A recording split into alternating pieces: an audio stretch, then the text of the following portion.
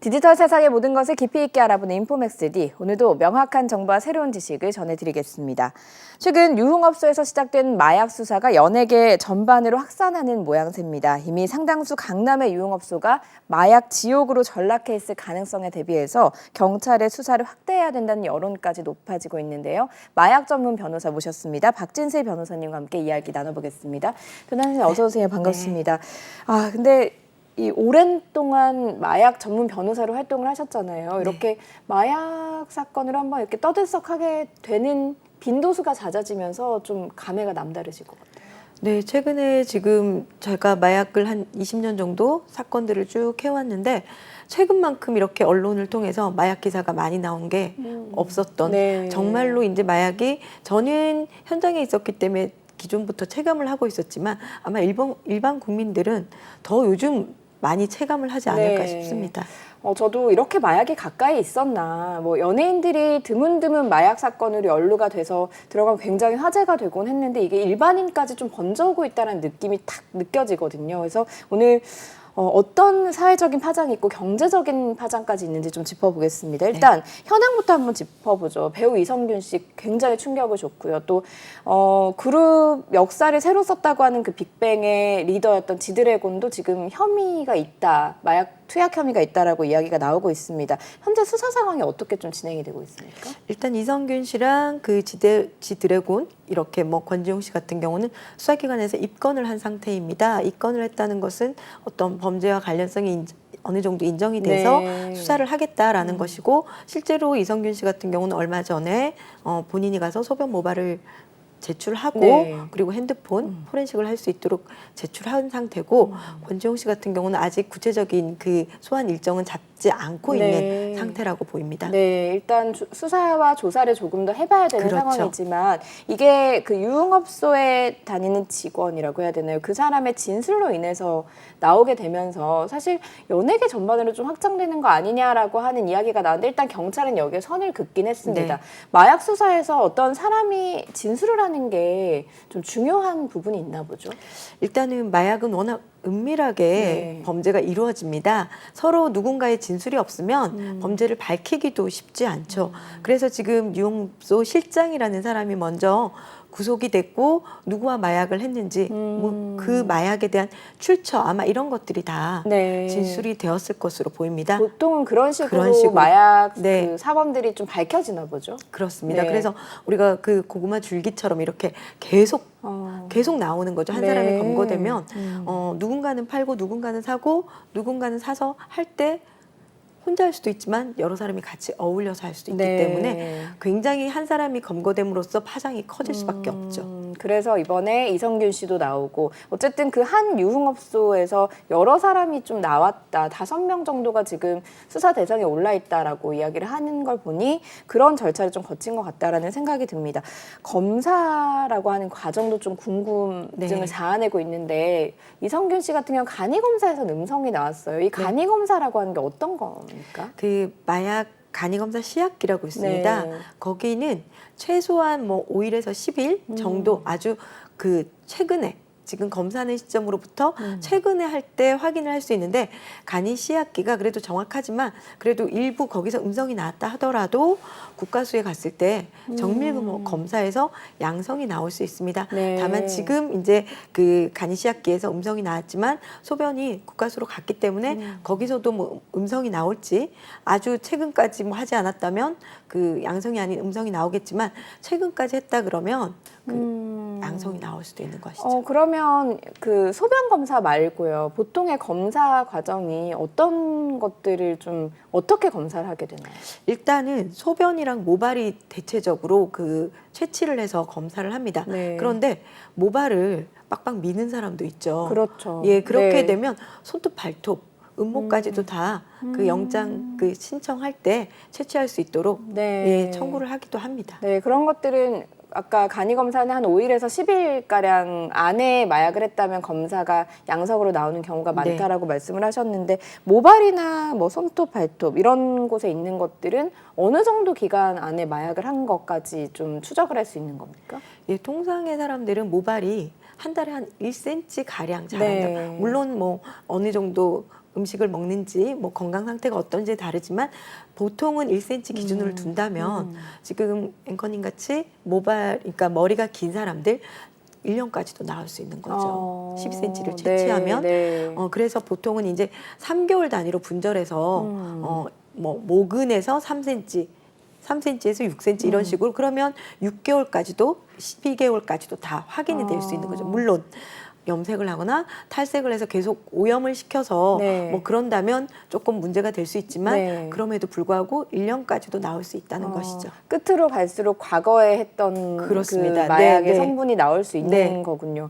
그래서 뭐 드라마나 영화에도 보면 마약을 했을 때 걸릴 것 같으니까 방금 말씀하신 대로 머리를 민다던가 혹은 요즘에는 그것도 있더라고요. 마약 성분을 빼주는 샴푸가 네. 나왔다라고 하는 이야기도 있고 뭐 탈색이나 이런 것들을 통해서 좀 마약 성분을 없애려고 하는 것들이 있는데 실제로 좀 없어지는 효과가 있습니까? 정말 과장 광고고 거짓 광고라고 보이는 게 네. 그런 게 효과가 없어요. 실제로 거기서 정밀하게 화학적으로 이렇게 검사를 하시기 때문에 국가수에서 정밀 검사를 하기 때문에 그렇게 속아서 뭐 여러 번 해도 결국은 나옵니다. 네. 아, 그 샴푸를 하거나 탈색을 네. 해도 나오는 건 결국엔 나오게 되는 네. 거군요. 그게 한 번 했다고 치면은 그래도 나오게 되나요? 마약 성분이라고 하는 게? 마약을 한 번? 네, 마약을 한 번 했을 때. 실제로 마약을 한 번 정도 소량을 투약했을 때는 모근에서 이제 나오기가 쉽지는 않고 네. 이게 조금 모발에서 나온다는 의미는 상당히 했다. 오랜 시간 했다. 네. 네. 그러기 때문에 재판부에서도 모발에서 나왔다라고 한다면 시기를 확정하는데도 뭐 영향을 미치지만 한두 번 한 게 아니구나라고 네. 추측을 할 수 있는 네. 근거가 되는 것이죠. 그 시기 확정하는 게 그 뭐 양형 과정이나 이런 데 좀 중요한가요? 마약 범죄는 기본적으로 투약의 경우 언제 어디서 어떤 마약을 얼마 양을 가지고 어떤 방법으로 했냐 네. 이런 것들이 다 특정이 돼야 됩니다. 네. 그렇기 때문에 시기 특정은 굉장히 중요한 부분이죠. 그래서 모발 검사를 하게 되는 것이고 소변에서도 검사를 해서 어느 정도 최근에 했는지 계속 이렇게 주기적으로 하는 사람인지 양은 얼마 정도 한 사람인지 이런 것들이 다 범죄 수사 과정에서 밝혀져야 되는 것입니다. 만약에 그 마약 검사를 좀 피하려고 방금 말씀하셨던 것처럼 탈색을 한다거나 이러면 양형에 좀 영향을 미치는 경향이 있나요? 그렇죠. 범죄를 실은 선처를 받는다는 것은 일단은 범죄를 인정하고 반성한다는 것이잖아요. 그런데 지금 자신의 범죄를 숨기기 위해서 탈염색을 한다거나 모발을 뭐 이렇게 전체적으로 삭발을 한다거나 네. 이런 식으로 하면 범죄를 숨긴다는 생각을 할 수밖에 없죠. 네, 그랬을 때 좀 괘씸죄가 그럴 일종의 수도 적용이 있죠. 될 수 네. 있는 거군요. 말씀을 들어보니까 이게 결국에는 오랜 시간 한 거는 어떻게 해서도 피해갈 수가 없는 거군요. 네. 실제로 그런데 많은 마약사범들이 본인들은 발각을 절대 안 당할 거다라는 착각들을 많이 하십니다. 네. 꼬리가 길면 밟히게 되고 네. 지금 이렇게 사건들이 등장하는 것도 이전에 계속 이어져 왔기 때문에 결국은 터지는 것이거든요. 한 번 한 걸로 네. 터지지 않는다라는 말씀이시군요. 결국은 본인들이 이렇게 숨어서 우리는 완벽하게 잘 은닉될 거야, 네. 은폐될 거야라고 네. 생각하지만 언젠가는 다 밝혀진다는 것이죠. 네, 그 마약 수사나 이게 결과가 나올 때까지 마약 그 피의자로 입건이 되게 되면 어느 정도 기간이 걸리게 되나요, 보통?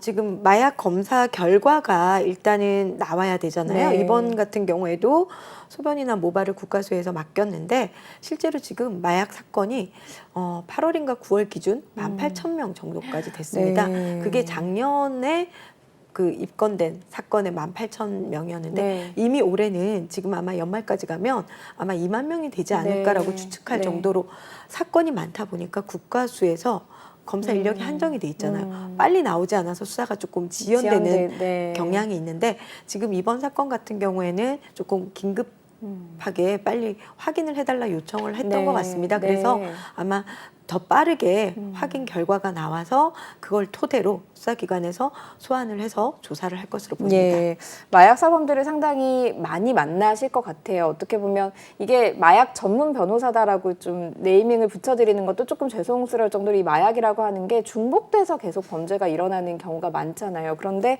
요즘 보면 우리나라가 마약을 판매하는 좀 신흥국가가 됐다라는 이야기까지 나올 정도로 이 마약이 좀 일상 곳곳에 퍼져 있다라는 생각이 들거든요. 얼마나 체감을 하시는지요? 실제로 국내에 들어오는 마약의 양이 굉장히 많아졌습니다.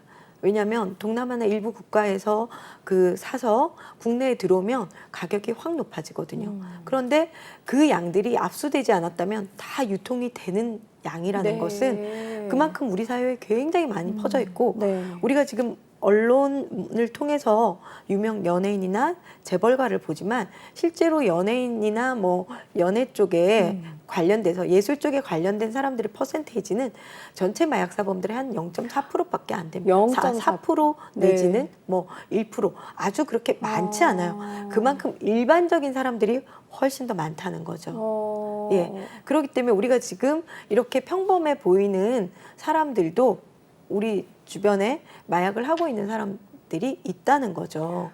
저희가 언론에서 보는 게 워낙 강렬하다 보니까 또 연예인이나 그렇습니다. 재벌 네. 3세나 이런 사람들이 하게 되면 더 각인이 되다 보니 이런 사람들이 훨씬 많이 할 거고 좀 부자들이 많이 할 거라는 좀 생각이 드는데 사실은 일반 사람들이 더 많다. 그렇죠. 어떤 루트를 통해서 이게 접하게 되는 건가요?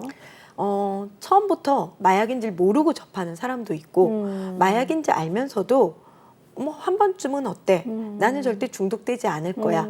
이런 식으로 경험을 했다가 중독으로 빠지는 거죠. 근데 일반인들이 그 마약을 접하는 장소라고 하는 게 저는 어떻게 찾지라는 생각이 들거든요. 최근에 우리 이렇게 진짜 마약에 관심 없는 사람들은 모르지만 젊은 친구들은 SNS를 통해서 아주 쉽게 정보를 접근합니다. 네. 쳐보면 검색을 해보면 너무나 많은 다양한 루트들이 있습니다. 네. 그리고 앞서 말씀드린 대로 국내에 들어오는 양이 굉장히 많아졌고 그 양들이 다 유통된다고 말씀드렸잖아요. 네. 실제로 이렇게 많다 보니까 판매상들이 자신의 수익을 얻기 위해서 경쟁을 합니다. 좀 더 많이 준다거나 또는 좀 더 가격 경쟁을 한다거나 이런 식으로. 그래서 조금만 마약에 대해서 호기심을 가지고 네. 뭐 이렇게 우리가 검색을 했을 때 바로 살 수 있는 곳으로 연결이 되기도 합니다. 네. 예. 그러니까 이게 젊은 친구들한테는 이게 어려운 것이 아니죠. 그래서 우리가 이렇게 얘기하잖아요. 몇 분 만에 마약을 손에 쥐었다. 검색을 해서 뭐 무통장이나 비트코인 거래를 한다거나 하면 좌표라는 걸 줍니다. 어디 숨겨놨으니까 찾아가라. 대면을 해서 만나지 않기 때문에 네. 훨씬 더 쉽게.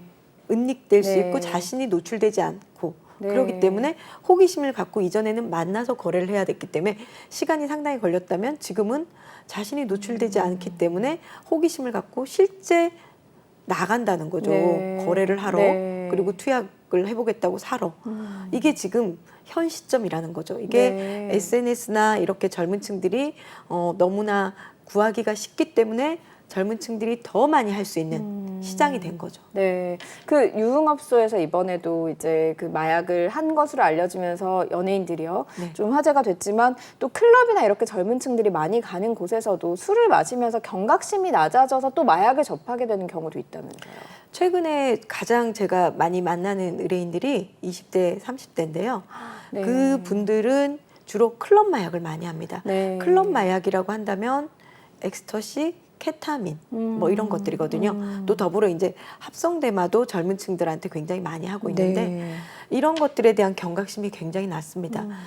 우리가 클럽 가서 술 먹고 놀 때 좀 흥을 돋우기 위해서 술을 좀 먹잖아요. 네. 그런 정도로 생각을 합니다. 마약을요? 엑스터시랑 케타민 이 정도는 중독되지 않아. 네. 이거는 그냥 우리는 그때만 하고 기분 좋게 놀고 끝이야. 이렇게 생각을 하기 때문에 권하는 사람도 그렇고 하는 사람도 쉽게 할 수 있는 거죠. 그러니까 권한다고 해서 이전에 이게 주사기를 꽂는 필로폰 같은 경우라면 네. 굉장히 저항감이 네. 있거든요. 두렵고 네. 이거는 진짜 중독이야라는 생각을 하는데 케타민이나 엑스터시는 케타민은 정말 그 사탕 모양 알약 그래서 이게 거부 반응이 없고 네. 케타민 같은 경우는 또 코로 이게 가루로 이렇게 하는 거기 때문에 이게 뭐 몸에 어떤 외부적으로 보일 때 전혀 티가 안 나잖아요. 그냥 사탕 먹듯이 먹는 그렇죠. 거네요. 엑스터시랑 뭐 한 알, 반 알 네. 물 먹고 네. 케타민은 코로 흡입하고 이게 외부적으로 드러나는 게 없어 보이니까 네. 두려움이 없죠. 그리고 놀 때는 이렇게 놀아야 된다는 나름의 또 클럽 문화처럼 영향을 미치죠, 또래들은. 그래서 또 실제로 흥을 돋구기도 할 거고요. 네, 그래서 같이 하지 않으면 왠지 자신만 조금 왕따되는 느낌도 네. 있고 그 무리에 같이 어울려 노는데 같이 하는 게 자신도 뭐 오랫동안 관계를 유지할 수 있을 거다 네. 생각을 해서 쉽게 제안을 받아들입니다. 그러고 나서는 그다음부터는 중독이 되는 것이죠. 본인도 모르게. 네. SNS를 통해서 쉽게 구하고 또 쉽게 구한 게 또 쉽게 투약을 할 수 있다 보니 그렇죠. 방법 또, 자체도. 네. 그렇게 하면 또 쉽게 중독이 되고 이렇게 접근성이 좋아지면서 그렇습니다. 또 하는 사람도 많아진 네. 상황이다라는 말씀이신데 저는 이번에 또 이성균 씨나 지드래곤, 지디 같은 경우에는 의사가 공급선이 됐다. 그리고 의사들도 상당히 마약을 하는 경우가 있다라고 해서 상당히 놀랐거든요. 이것도 좀 접근성과 문제, 좀 관련이 있다고 봐야 될까요?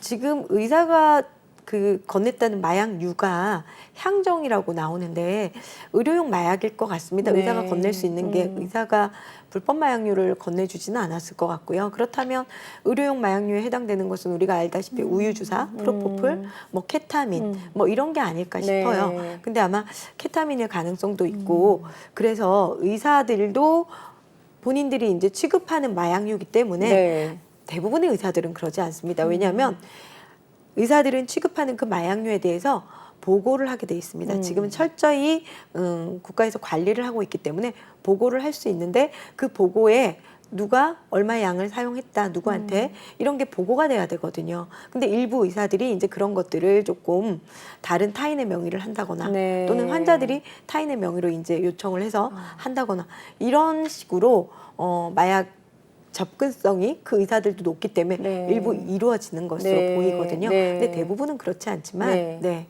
지금 사건에서도 아마 그 정도 사안이 아닐까 싶은데 정확한 것은 좀 더 수사 과정에서 또 밝혀질 것으로 보입니다. 지금 말씀을 들어보면 정리를 하자면 좀 접근성과 마약이 좀 밀접한 관계가 있다. 네. 그러니까 중독까지 가는 과정이 그런 생각이 드는데 최근에 연령대별로 그 마약을 누가 많이 하나를 보니 10대들도 상당히 네. 많이 늘고 있다라고 하는 점이 굉장히 걱정이더라고요. 왜냐하면 중독이 너무 끊기가 어려우니까 중독이라는 말이 쓰이는 건데 10대들은 지금부터 시작하면 도대체 그렇죠. 그 긴 인생 동안 어떻게 네. 해야 되나라는 생각이 들거든요. 왜 이런 겁니까? 진짜로 심각한 게 바로 그 대목인데요. 네. 10대들은 우리 지금 앵커님도 마약 교육 받아보신 적 없잖아요. 네, 없습니다. 마약을 우리는 너무 몰라요. 네. 그리고 지금 사회적 분위기가 뭔가 연예인들이나 이런 분들을 보면 마약을 해. 그래서 뭐지? 저런 사람들이 하는 게 뭐가 있나 보다라는 생각도 하고 특히나 또 10대들이 지금 문제되고 있는 것은 여자 그 청소년 같은 경우는 다이어트 약입니다. 그렇죠. 예. 이 나비약이라는 다이어트 약이 있는데 이 다이어트 약이 이제 외모를 굉장히 또 중시하는 그런 연령층이다 보니 이게 자신이 이제 외모상 우리가 객관적으로 볼 때는 별 문제 없어 보여도 그들은 자신이 계속 그거를 먹고 뭐 날씬한 좀 비정상적인 연예인 몸매를 갖추고 싶어서 근데 처방하는데 한계가 있거든요. 그러니 불법적으로 많이 누군가가 산 사람들 거를 구매를 하죠. 불법 유통을. 그래서 마약 사범이 되는 겁니다. 청소년도. 우리가 지금 수면제 예를 들면 수면제 같은 경우도 의사가 처방해주는 향정신성 의약품은 반드시 처방받은 사람이 먹지 않고 다른 사람을 주면 이것도 불법입니다. 마약 사범인 거죠. 근데 이런 것도 모르고 우리는 쉽게 처방해준 의사분들도 얘기를 하지 않고 이 처방을 받는 사람도 이게 병원에서 주는 약이기 때문에 별 문제의식이 없습니다. 근데 이게 다 마약 사범으로서 규정되는 범죄거든요. 예. 근데 아이들은 청소년들은 정말 인식이 없거든요. 그래서 그 다이어트 약을 불법 유통한다거나 과처방 받아서 이렇게 먹는다거나 또는 펜타닐이라고 지금 굉장히 문제되고 있는 이게 청소년 좀 나이 어린 래퍼들이 굉장히 많이 사용했던 것이고 그 분위기에 타서 청소년들까지 이렇게 영향을 미쳤던 것이죠. 아, 펜타닐을 우리나라에서도 하는 경우가 10대들이 있습니까? 있었죠. 지금 경남청에서 펜타닐 불법 유통한 것들을 네. 잡았더니 검거했더니 청소년이 많았던 거죠. 아. 네, 그래서 그 펜타닐은 실제로 그 말기 암 환자 네. 마약성 진통제거든요. 아주 강력한 그렇죠. 진통제죠. 정말로 네. 고통이 극심한 사람들이 정말 붙여서 고통을 좀 감소시키려고 하는 건데 이거를 가열해서 태워서 순간적으로 흡입을 하고 이런 본인들의 이런 어떤 그 만족감을 네. 얻으려고 한 것인데 네. 유행이었던 거죠. 네. 네, 그래서 우리가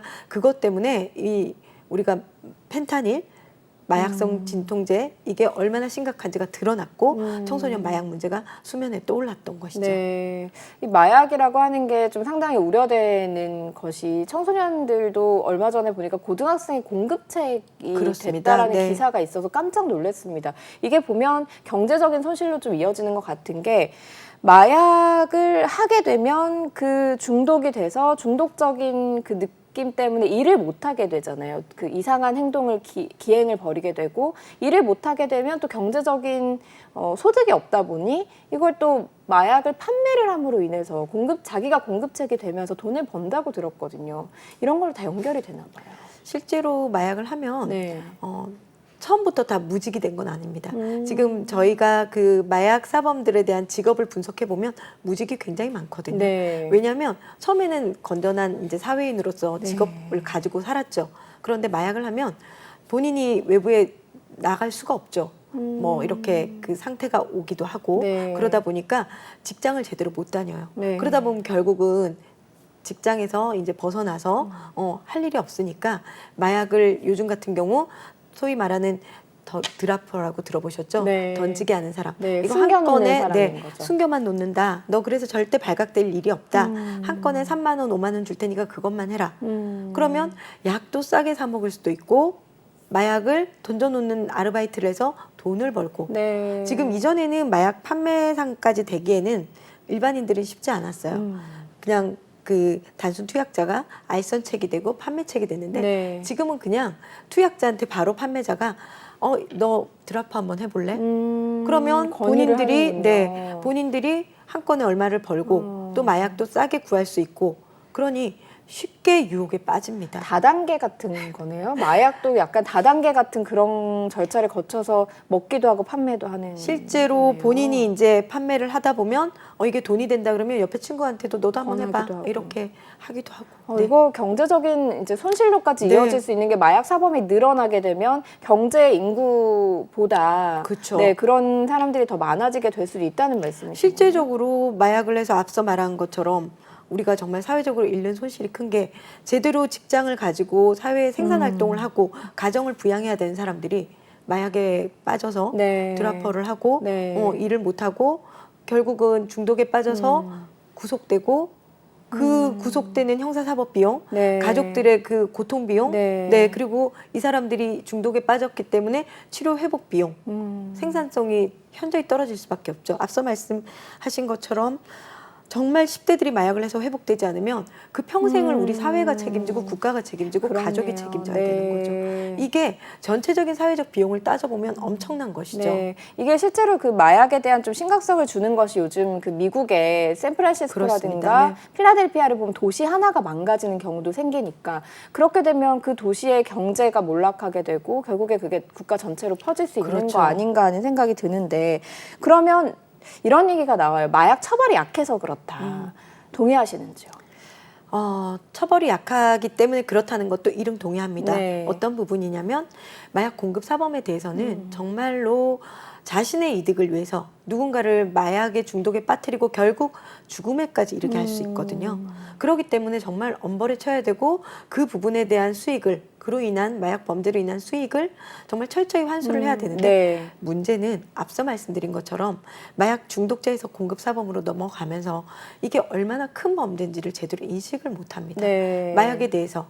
그렇기 때문에 이 사람들이 정말 뒤늦게 후회를 굉장히 많이 하고 있습니다. 그래서 다시는 하지 않겠다라고 하는 사람도 있고 또 이전에 지금 형이 좀 약했기 때문에 나는 나가서 다른 것보다는 이거 하는 게 돈을 잘 버네?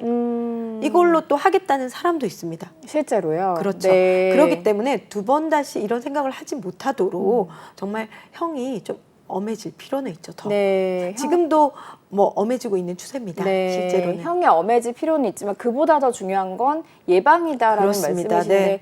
예방과 치료가 같이 돼야 될 것 같아요. 어쨌든 사범이 지금 늘고 있는 상황이니 치료도 돼야 될 것 같은데 예방 교육이라든가 치료 교육이라든가 이런 것들은 어느 정도 수준인지요, 지금? 실제로 지금 마약은 공급 사범을 잡아서 형을 엄격하게 해서 정말 두 번 다시는 하지 않도록 하는 게 중요한데 이 사람들이 지금 제대로 약물을 하는 사람들일 수도 있잖아요.